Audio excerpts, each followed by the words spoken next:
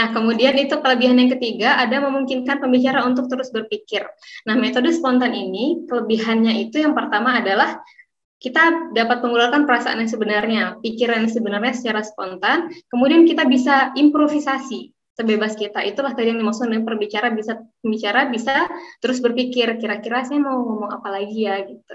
Itu bisa karena dia spontan, bebas mau menyampaikan apa. Tapi juga ada kelemahannya nih. Nah, kelemahannya apa sih? Kelemahannya itu tadi dapat di situ ya dijelaskan dapat menimbulkan kesimpulan yang mentah. Pastinya mentah karena sebelumnya tidak pernah dipikirkan sama sekali. Saya tidak pernah memikirkan bahwa saya akan memberikan sambutan pada acara A, pada acara B. Sehingga ketika saya memberikan kesimpulan, ya kesimpulannya ya biasa aja. Tidak yang mendasar begitu. Yang umum-umum aja. Jadi kesimpulannya mentah. Kemudian penyampaiannya tidak lancar. Nah ini tadi, kalau misalnya memang yang menyampaikan adalah orang yang terbiasa berbicara di depan umum, dia akan lancar-lancar saja. Gitu. Bisa jadi dia tidak merasa penyampaiannya itu membebani dia, jadi dia bisa santai, rileks. Tapi kalau orang ini, orang yang termasuk jarang berbicara di depan umum, maka dia akan sedikit terbata-bata, biasanya seperti itu. Atau kata-katanya atau perbendaharaannya sedikit, ya karena dia jarang berbicara di depan umum. Kemudian gagasan yang disampaikan kurang sistematis. Ya sudah pasti, karena tidak ada kerangka berpikir ya sebelumnya. Kalau misalnya kita tidak spontan, pasti ada kerangka berpikir nih, sudah disusun A, B, C, D. Nah, pasti sistematis, karena spontan jadi tidak sistematis. Kemudian mudah terkena demam panggung. Ini pasti terjadi ya demam panggung ini, tapi kalau dilakukan secara spontan, biasanya lebih demam panggung lagi, karena lebih khawatir rasanya. Baik, kita lanjut ya. Penyampaian saya terlalu cepat atau bagaimana? Saya dikejar waktu soalnya. Sedang ya, ya alhamdulillah. Baik. Kemudian yang kedua itu manuskrip atau membaca naskah. Nah ini metode yang aman sekali saya kira ya. Metode penyampaian pidato dengan membaca naskah yang sudah disiapkan. Jadi sudah disiapkan naskahnya, sudah disusun dengan baik, baru nanti ketika hari H baru dibacakan. Tapi memang tidak semua acara bisa menggunakan naskah ya. Biasanya ini untuk sambutan-sambutan resmi, sambutan pegawai pemerintah, sambutan-sambutan di dalamnya itu ada susunan tatanan organisasi misalnya. Nah, di sana bisa menggunakan skrip atau naskah. Apa sih kelebihan dan kelemahannya? Nah, dia juga punya kelebihan dan kelemahannya. Yang pertama, untuk kelebihan itu, kata-katanya dapat dipilih sebaik-baiknya. Ya, pasti dong, karena kan kita bisa bikin dulu nih skripnya, bisa bikin dulu nih naskahnya gitu. Kemudian apa? Pernyataannya dapat dihemat. Kalau kita spontanitas, seperti yang metode di awal tadi, pasti suka ngomongnya itu berbelit-belit. Atau kita susah menyampaikan inti dari isi pikiran. Jadi kadang kita tuh maksudnya mau nyampein hal A ini loh, tapi kok ya sampai B, C, ini yang A belum sampai ke audiens gitu. Nah, jadi susah kita memilih perbendaharaan kata yang pas. Kemudian lebih fasih dalam berbicara, kelebihannya. Ya pasti, karena sudah ada panduan ya. Kemudian hal-hal yang menyimpang dapat dihindari pastinya karena sudah ada naskah tadi, dan naskahnya bisa diterbitkan. Nah, itulah manfaatnya. Jadi biasanya naskah-naskah pidato atau naskah-naskah sambutan yang dipakai oleh pejabat pemerintah itu biasanya akan mereka pakai lagi atau diperbarui lagi, tapi kan sudah ada bahan gitu. Kemudian ada nih kelemahan-kelemahannya. Interaksinya jadi kurang. Kok kurang? Karena terlalu fokus dengan naskah. Paling interaksinya kayak gini nih. Misalnya pada hari ini adalah acara sambutan dari ini dan saya berkesempatan untuk interaksinya hanya kontak mata. Dia tidak bisa melakukan hal-hal yang mungkin seperti, kalau tidak dengan naskah ya, saya hari ini diberikan kesempatan untuk memberikan sambutan sebagai perwakilan dari, nah itu tidak bisa dilakukan biasanya. Karena memang kita harus membaca naskah. Kemudian pembicaranya terlihat kaku, ya karena tidak bisa improvisasi, kemudian bahasa tubuhnya juga terbatas karena kita sudah memegang skrip. Lalu tanggapan pendengar tidak dapat mempengaruhi pesan. Ya biasanya memang begitu karena penyampaian informasi melalui naskah itu biasanya tidak membutuhkan respon. Kalau misalnya seperti saya kan menyampaikan informasi, tapi sebenarnya audiens di Zoom ini, di room ini bisa menjawab, oh iya ya, oh iya. Tapi kalau misalnya dengan naskah, biasanya tidak diperlukan respon seperti itu. Jadi saya hanya menyampaikan saja, saya tidak butuh respon seperti itu. Kemudian, tanggapan pendengar itu, oh mohon maaf, persiapannya lebih lama. Ya pasti, karena kita harus menyusun kata demi kata, kalimat demi kalimat, sehingga terbuatlah naskah yang enak didengar nantinya ketika kita baca. Tapi biasanya kalau pejabat pemerintah itu sudah ada jubirnya ya, yang menuliskan gitu. Jadi lebih mudah bagi mereka. Baik, yang ketiga, ini ada memoriter atau memorizing. Naskah ini dihafalkan kata demi kata. Ini adalah metode yang, kalau saya pribadi, saya tidak menyarankan metode ini untuk digunakan.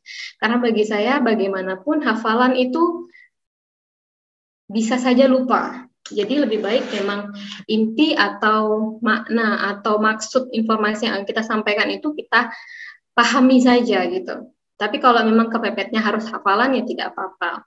Naskah ini dihafalkan kata demi kata sehingga pada saat berbicara tidak memerlukan naskah. Bayangkan kalau kita harus berbicara panjang lebar dan setelah ditulis naskahnya 3 lembar, 3 halaman. Kan lumayan ya harus menghafal. Pasti ada yang bisa menghafal, tetapi saya kira cukup berat dan beresiko. Kenapa beresiko? Berikut saya bahas kelebihan dan kekurangannya. Nah, kelebihannya itu ada, pembicaranya terlihat lebih lancar dalam menyampaikan. Pasti lancar karena hafal.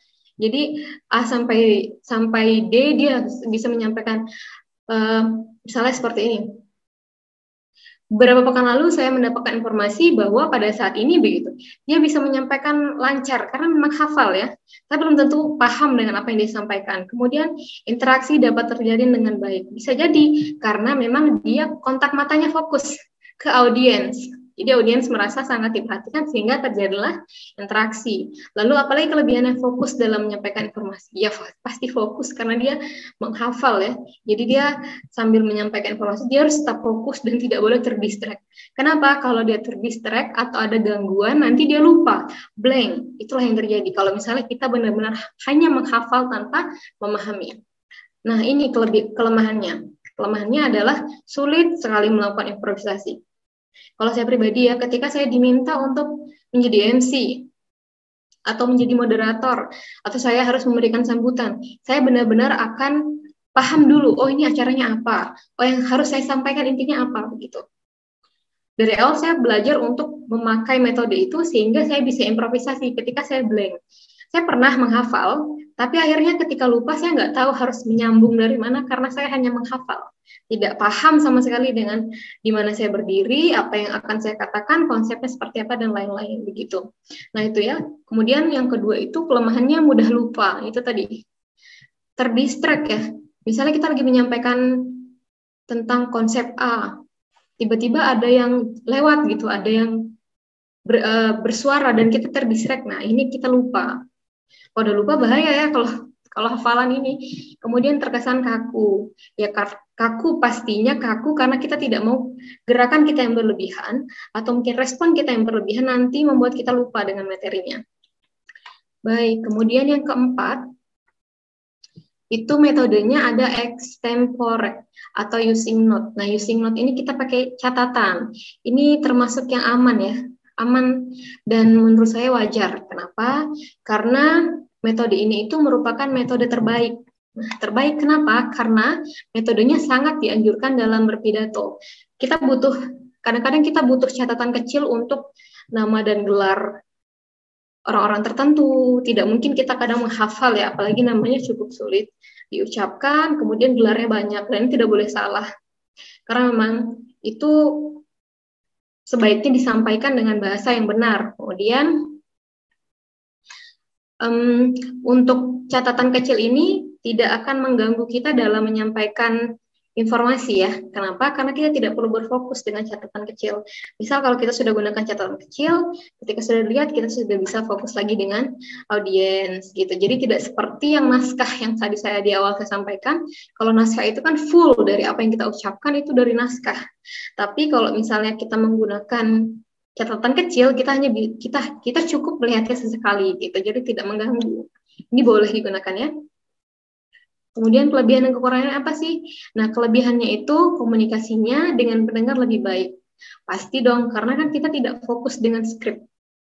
Jadi kita bisa komunikasi. Sesekali kalau misalnya pidato mungkin ada yang menanyakan, betul Bapak, Ibu, gitu. Itu bisa dilakukan karena memang tidak menggunakan skrip yang full. Kemudian ada pesan atau materinya bisa diubah sesuai kebutuhan. Ini tadi saya sebutkan ketika kita menyampaikan, berbicara di depan umum, berpidato, memberikan sambutan, tidak menggunakan naskah, kita bisa melakukan improvisasi. Tidak dihafal, kita bisa melakukan improvisasi begitu. Kemudian penyajiannya bisa lebih spontan ya, karena kita bisa improve. Karena kita sudah paham dengan konsepnya. Lalu kelemahannya apa saja? Kelemahannya ada persiapannya kurang maksimal. Jika kita membuatnya terburu-buru, tetap saja semuanya itu harus dipersiapkan secara baik ya. Kecuali memang kita itu adalah orang yang kita public speaker gitu. Kita orang yang terbiasa berbicara di depan umum, sehingga kita tidak perlu persiapan yang matang, misalnya itu tidak apa-apa. Tetapi kalau misalnya memang masih pemula dan kita tahu nih, kelemahan saya adalah saya punya demam panggung. Saya harus punya persiapan. Nah, kita harus siap-siap kalau begitu. Kemudian kurang fasih. Biasanya mereka yang menggunakan catatan kecil itu ada aja yang tetap terpaku sebenarnya. Jadi catatan kecilnya over kalau menurut saya. Jadi terlalu banyak catatan kecil. Catatannya kecil, tapi cukup banyak yang dia cantumkan. Tidak, bukan hanya hal-hal yang benar-benar penting gitu. Nah, jadi kadang-kadang dia terlalu sering melihat, oh cukup kaku gitu. Nah, inilah yang harus dibiasakan. Kalau misalnya kita tetap memberanikan diri untuk berbicara di depan umum, kita bisa membiasakan diri kita bagaimana sih caranya sebaiknya kalau kita menyampaikan sesuatu di depan umum menggunakan skrip yang kecil gitu. Nanti akan lebih fasih. Kemudian ada kemungkinan untuk menyimpang dari outline atau kerangka berpikirnya. Pasti tetap ada kemungkinan ya, karena memang ketika dia menggunakan catatan kecil, itu belum berarti dia benar-benar bisa menyampaikan kerangkanya. Misalnya, orang yang menyampaikan pidato, dia menggunakan catatan kecil, nah pidatonya ini nanti di perjalanan, di penyampaiannya, ketika dia menyebutkan nama Bapak Insinyur Adi, LC, dan lain sebagainya, kemudian dia lupa, dia setelah ini menyampaikan apa, itu bisa saja terjadi. Nah, kuncinya apa? Tetap harus fokus. Tetapi memang kalau dengan catatan kecil bisa saja tetap lupa ya. Bisa saja lupa karena memang itu dia harus tetap melihat catatan kecil begitu. Berbeda dengan memang yang spontan dan dia sudah pastikan, saya sudah make sure bahwa saya bisa menyampaikan tanpa catatan gitu. Nah, itu tadi metode ya. Metode-metode tentang public speaking. Sebenarnya ini saya bahas secara singkat karena memang mengingat waktu, karena hari ini kita juga akan membahas tentang jenis-jenis public speaking. Ini juga saya buat secara umum. Rekan-rekan di sini pasti semuanya sudah familiar ya dengan istilah-istilah ini. Master of Ceremony, kemudian pidato atau ceramah, kemudian moderator, dan yang terakhir itu presentasi. Bentar. Nah, presentasi yang pertama itu kita bahas dulu Master of Ceremony. Master of Ceremony itu seperti tadi ya, seperti Bang Buti di awal itu, dia membuka acara, kemudian mencairkan suasana, kemudian menjelaskan apa agenda kita hari ini, kemudian memandu acara dari awal hingga akhir. Nah, Master of Ceremony atau pembawa acara itu apakah sama di semua acara? Berbeda ya. Jadi di sini saya jelaskan secara singkat bahwa acara itu biasanya terbagi menjadi 3. Yang pertama itu acaranya formal atau acara resmi. Acara-acara resmi ini biasanya seperti acara bendera, wisuda, upacara adat, serah terima jabatan, nah itu semuanya resmi. Maka Master of Ceremony-nya atau pembawa acaranya juga harus menggunakan bahasa yang resmi. Nah ini biasanya pakai skrip, full script itu boleh. Kemudian ada acara semi formal. Nah kalau acara semi formal ini dia lebih bebas, lebih bisa improvisasi. Misalnya, Assalamualaikum warahmatullahi wabarakatuh. Bagaimana kabarnya Bapak Ibu sekalian? Apakah sehat? Kita bertemu lagi di sini dalam acara, nah itu boleh karena dia acaranya semi formal. Kalau seperti acara formal kita tidak bisa melakukan improvisasi begitu ya. Acara semi formal ini seperti apa sih? Misalnya peresmian gedung, kemudian pesta ulang tahun, begitu ya. Mohon maaf, syukuran, begitu. Kemudian perayaan apa ya, pesta pernikahan. Nah, itu boleh. Kemudian ada lagi itu acaranya yang benar-benar non formal. Non formal itu seperti misalnya lomba-lomba 17 Agustus. Nah, itu benar-benar acara yang non formal ya. Kemudian pesta-pesta pernikahan begitu. Nah, itu bukan pesta pernikahan ya. Talk show. Jadi kalau misalnya kita lihat acara-acara di televisi itu ada talk show yang berbicara hanya 2 orang, nah itu non formal. Kalau talk show-nya memang membahas hal-hal yang hal-hal seputar tentang entertainment dan lain-lain, nah itu bisa kita sebut dengan acara non formal. Itu kita bisa gunakan presenter yang dia bisa improvisasi bagaimana cara dia membawakan acara. Nah itu master of. Kemudian yang kedua ada pidato atau ceramah. Nah, pidato atau ceramah ini sebenarnya ada banyak fungsinya. Yang pertama, pidato itu kan kita tahu ya, pidato itu menyampaikan gagasan, menyampaikan informasi kepada audiens yang biasanya itu tujuannya untuk membujuk atau mempengaruhi. Misalnya pidato calon legislatif, kemudian pidato tentang bagaimana sih caranya menjaga kebersihan lingkungan dengan tips ABC gitu. Tapi kan intinya tetap bagaimana kita mengajak atau mempengaruhi ya kalau pidato tadi. Jadi intinya lebih ke sana. Kemudian ada juga yang informatif ya, pidato itu ada juga informatif. Seperti yang saya sebutkan tadi, selain membujuk atau memberitahu itu informatif, maksudnya mohon maaf saya lupa. Ada informatif, kemudian ada yang persuasif, yang membujuk, kemudian ada yang rekreatif. Kenapa ada rekreatif? Jadi pidato rekreatif ini fungsinya untuk memberikan hiburan. Nah, itu ada. Tapi jarang ya. Kebanyakan itu memang untuk memberikan informasi atau membujuk. Baik, kemudian yang ketiga itu ada moderator. Moderator ini dia di tengah-tengahnya MC dan pembicara atau pemateri. Kenapa sih butuh moderator? Nah, moderator ini fungsinya nanti dia akan paham, tahu dengan isi dari pemaparan materi tersebut.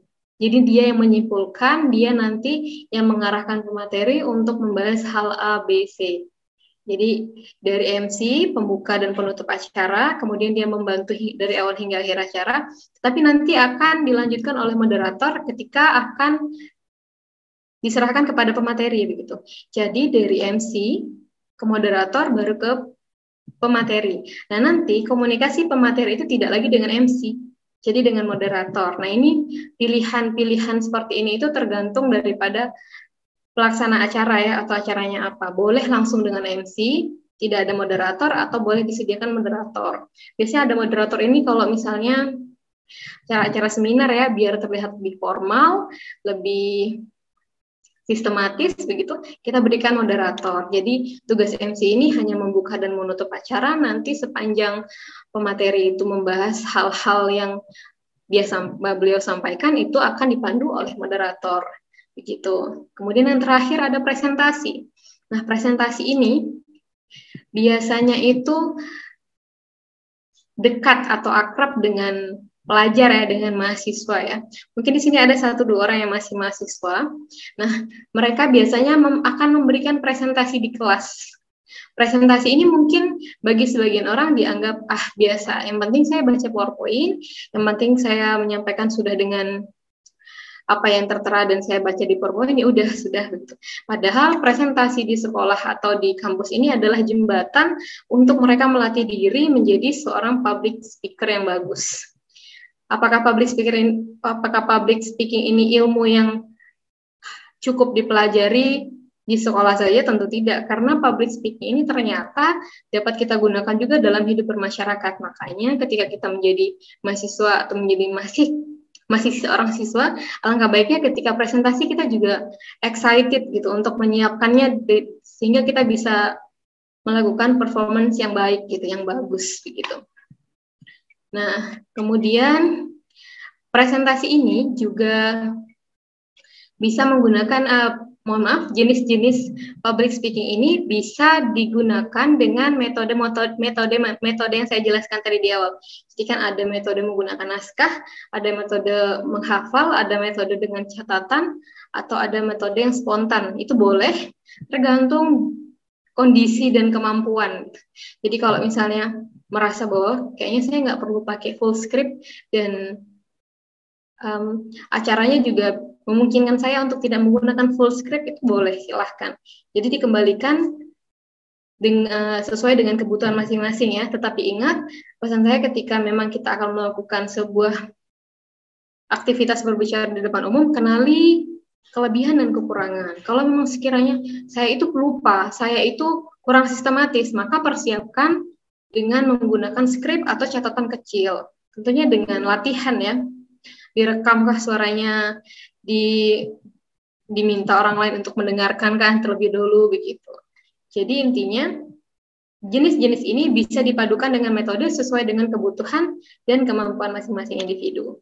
Baik, begitu. Baik, teman-teman. Apakah ada yang ingin bertanya atau mungkin diskusi dengan pembahasan public speaking? Ini saya mau bertanya. Ya, tafadhol. Sebelumnya, mohon maaf izin bertanya, bagaimana ya cara melatih public speaking? Maksudnya step-step itu gitu loh. Jadi supaya kita, karena di umur yang sekarang tapi kita berbicara di depan orang banyak itu jarang-jarang gitu loh. Jadi apakah tidak terlambat kalau kita latihan atau mulai sering berbicara dari sekarang seperti itu? Terima kasih. Sama-sama. Umurnya berapa tadi, Mas? 21 sih, Mbak. 21 ya. Sekarang mahasiswa atau bekerja? Ya, mahasiswa. Mahasiswa juga. Bekerja juga, mahasiswa juga. Oke. Ini apaan Bang Guti dijawab langsung atau pertanyaan lagi? Boleh, nggak apa-apa dijawab langsung, Mbak Neneng. Ya. Tadi yang bertanya Mas siapa ya? Apaan, saya belum lihat namanya nih. Mas Afif Abdurrahman. Panggilannya Mas Afif ya? Ya. Oke.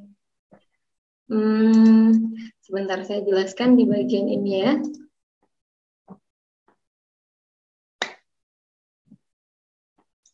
Nah, Mas Afif tadi pertanyaannya adalah bagaimana cara melatih public speaking di usia sekarang? Apakah tidak terlambat gitu ya? Karena memang baru akan dimulai di usia 21. Sebelumnya saya menjelaskan dulu bahwa saya pun menyadari untuk benar-benar melatih public speaking itu ketika saya kuliah ya. Jadi saya kuliah itu umur 18, kira-kira sekitar semester 3 atau semester 4 saya baru berusaha untuk melatih public speaking, kemampuan public speaking saya. Caranya bagaimana? Ya itu tadi, saya benar-benar aware dengan persiapan presentasi.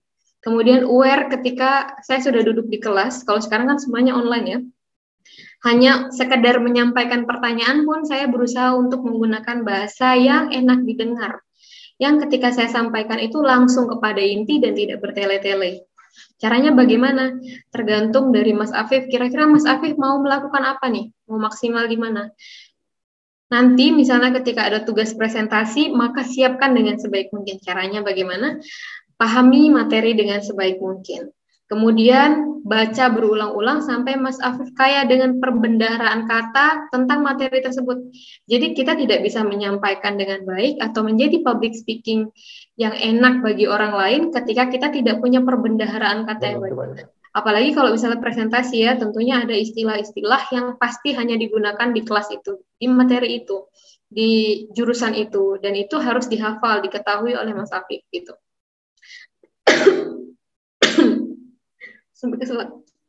Nah, kemudian setelah itu, setelah Mas Afif mempelajari materi, menguasai perbendaharaan kata, Mas Afif latihan. Latihannya banyak ya, Mas Afif bisa melihat step by step bagaimana menyampaikan presentasi yang baik. Misalnya, waktu kan saya masih gatal.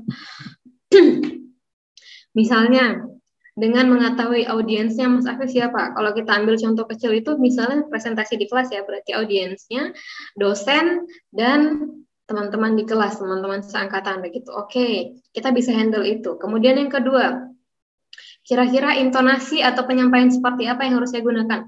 Apakah harus dengan bahasa baku? Apakah harus dengan bahasa ilmiah? Apakah sesekali saya bisa improvisasi dengan bahasa saya sendiri? Improvisasi maksudnya begini, ketika Mas Afif membuat konsep di PowerPoint, mencantumkan poin yang berpower di slide-nya, itu Mas Afif bisa improvisasi. Misal seperti saya tadi, Master of Ceremony. Master of Ceremony itu apa sih? Nah, itu saya improvisasi sendiri. Itu adalah bagian dari usaha saya untuk menjelaskan. Jadi saya tidak membacakan slide, tapi saya menjelaskan slide gitu. Nah, ini harus Mas Afif latih ya. Dan kemudian yang ketiga, yang keempat itu bisa dilakukan rekam suaranya coba. Kalau misalnya sudah berusaha untuk menjelaskan, coba direkam, nanti didengarkan. Kira-kira sudah enak belum ya suara saya didengarkan oleh orang lain.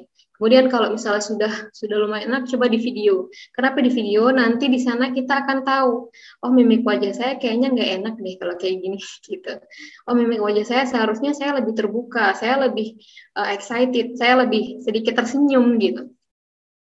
Nah, Mas Afif bisa lakukan itu terus-menerus.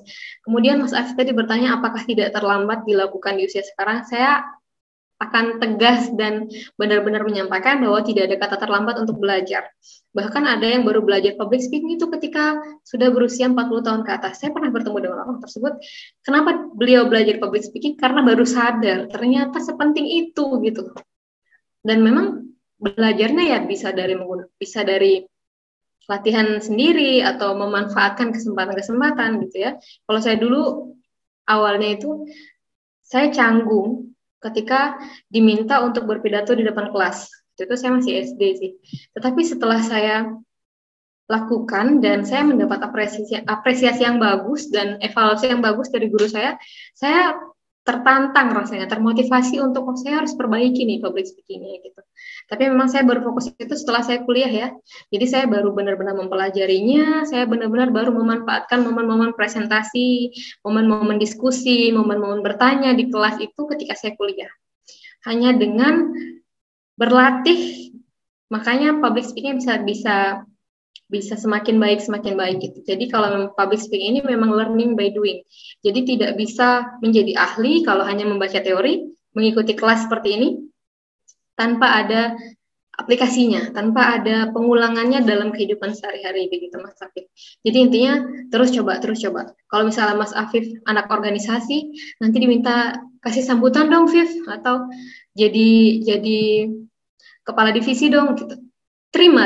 Nanti Mas Afif di sana akan melakukan pengembangan diri, melakukan improvisasi untuk berbicara. Gimana sih caranya berbicara kepada kelompok, berbicara di depan umum ketika memberikan sambutan begitu. Di sana nanti akan terlatih dengan sendirinya gitu Mas Afif. Terima kasih. Ya, terima kasih Kak, jelas jawabannya. Terima kasih banyak.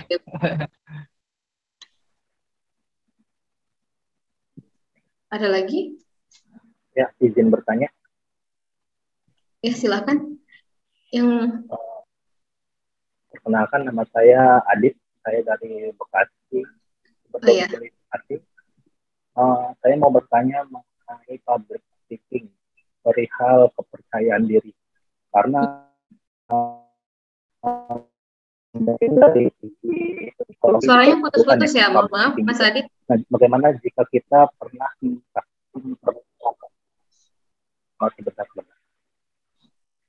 kedengeran nggak ya? Halo? Suaranya putus-putus. Gimana, boleh diulangi? Mohon maaf. Bisa di chat aja kali. Di chat. Room chat. Coba sekali lagi deh. Mana tahu sudah bagus. Halo? Halo, sudah? Ya, halo, Mas Adit. Monggo disampaikan. Ya, halo. Ya. Saya ingin menanyakan perihal bagaimana cara kita mengatasi tentang kepercayaan diri di public speaking, dan juga jika kita merasa bahwa mungkin ada salah satu traumatik di psikologi yang rasanya jika kita berbicara akan banyak keluar kata-kata yang tidak enak kepada kita atau gunjingan. Iya, iya. Jadi bagaimana cara mengatasi? Itu aja cukup.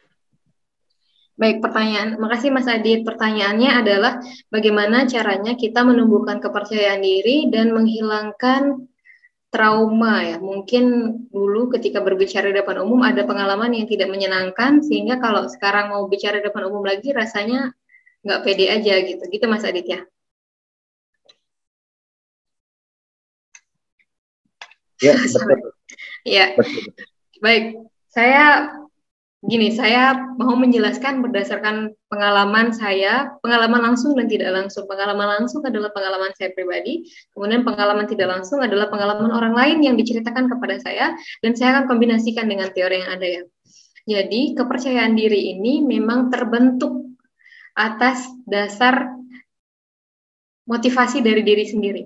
Jadi kalau saya percaya dengan diri saya sendiri bahwa saya bisa, biasanya akan terbentuk kepercayaan diri. Tetapi kepercayaan diri ini tidak bisa terbentuk begitu saja. Jadi ada stimulusnya.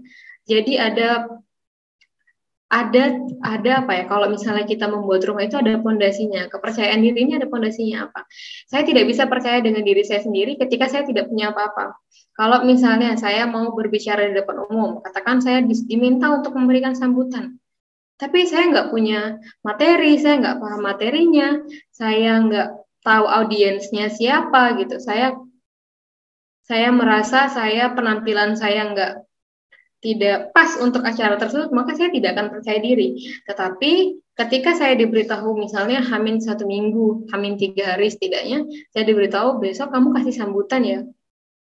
Pada saat itu saya tidak percaya diri. Tetapi dalam diri saya percaya bahwa saya bisa nih. Oke, saya bisa. Yuk mulai pelan-pelan disiapkan. Yang pelan-pelan disiapkan ini apa? Materi untuk memberikan sambutan. Misalnya pembukaannya, isinya, tamu-tamunya nanti siapa aja yang datang.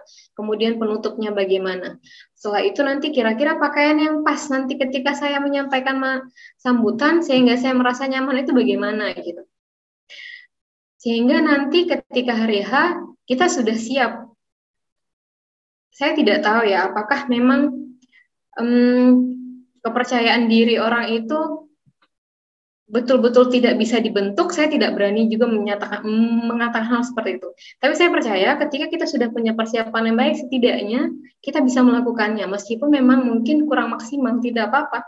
Setidaknya kita sudah punya modal untuk maju. Jadi memang kalau dari pengalaman saya, itu saya biasanya akan siapkan dulu apa-apa yang saya perlukan. Itu jadi tameng buat saya gitu. Jadi kepercayaan diri saya akan terbentuk ketika saya percaya bahwa saya sudah siap.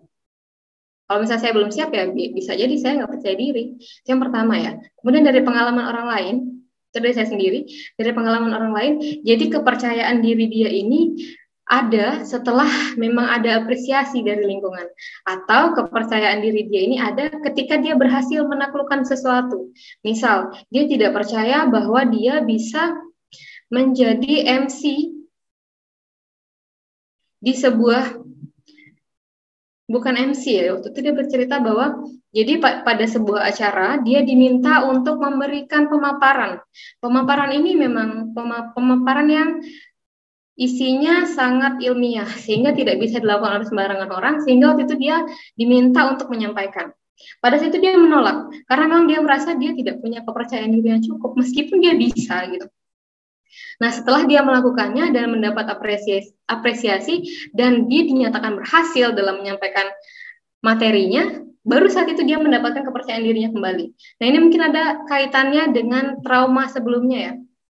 Trauma sebelumnya bahwa misalnya Mas Adit nih, mungkin dulu waktu bicara di depan umum pernah salah omong, pernah salah ucap, pernah salah berkata, sehingga mungkin ada kata-kata yang mungkin terdengar sedikit lucu atau kata-kata yang salah diucapkan oleh Mas Adit sehingga audiensnya tertawa misalnya, sehingga Mas Adit merasa malu. Nah ini kalau Mas Adit tidak lawan lagi, maka dia tidak akan bisa hilang. Saya lupa ya ini teorinya siapa, tetapi ada yang menyebutkan bahwa ketika kita merasa trauma dengan sesuatu, jika kita tidak berusaha untuk menghadapinya, maka selamanya akan trauma. gitu. Jadi kalau misalnya Mas Adit punya trauma pengalaman buruk dengan bicara di depan umum ini tadi, jika Mas Adit tidak berusaha untuk melawannya, maka selamanya akan seperti itu. Selamanya Mas Adit tidak akan mendapatkan kepercayaan diri untuk kembali berbicara di depan umum. Caranya bagaimana? Ya harus bicara di depan umum, karena harus dilawan. Ketika nanti Mas Adit dapat kesempatan untuk kasih sambutan, jadi MC, terus merasa bahwa saya nggak bisa, maka selamanya kepercayaan diri itu tidak akan bisa melekat di dalam diri kita. Jadi memang namanya aja percaya diri ya. Bagaimana orang bisa percaya kalau ternyata kita sendiri tidak percaya dengan diri kita sendiri. Maka kita percaya dulu dengan diri kita sendiri sehingga orang juga bisa percaya bahwa kita bisa gitu.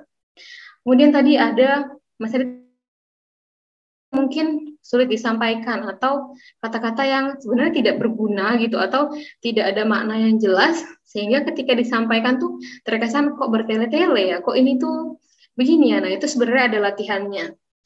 Jadi tidak langsung ketika seseorang menjadi public speaker, itu dia menggunakan perbendaharaan katanya sudah bagus. Rekan-rekan di sini pasti pernah dengar ya, orang yang berbicara di depan umum, tetapi sering mengeluarkan kata-kata ya, suara yang mungkin tidak ada maknanya. Misal begini,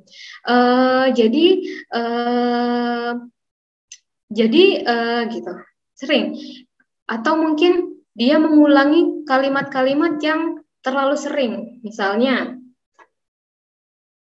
pada hari ini kita akan melaksanakan sebuah kegiatan yang memang bukan maksudnya begini. Misal dia berulang kali menggunakan kata jadi, kemudian nanti jadi gitu. Sebenarnya ini ada latihannya dan bisa dihilangkan ketika kita berusaha untuk menghilangkan kalimat tersebut gitu. Jadi ketika kita nanti latihan, kita berusaha untuk misalnya tadi kita rekam, kita hilangkan kebiasaan kita mengucapkan kata atau jadi atau kalimat-kalimat yang biasa kita ucapkan yang sebenarnya tidak ada maknanya. Jadi memang tadi ya learning by doing. Kalau memang sering dilakukan, mengevaluasi diri, perbaiki diri, saya yakin bisa. Gitu.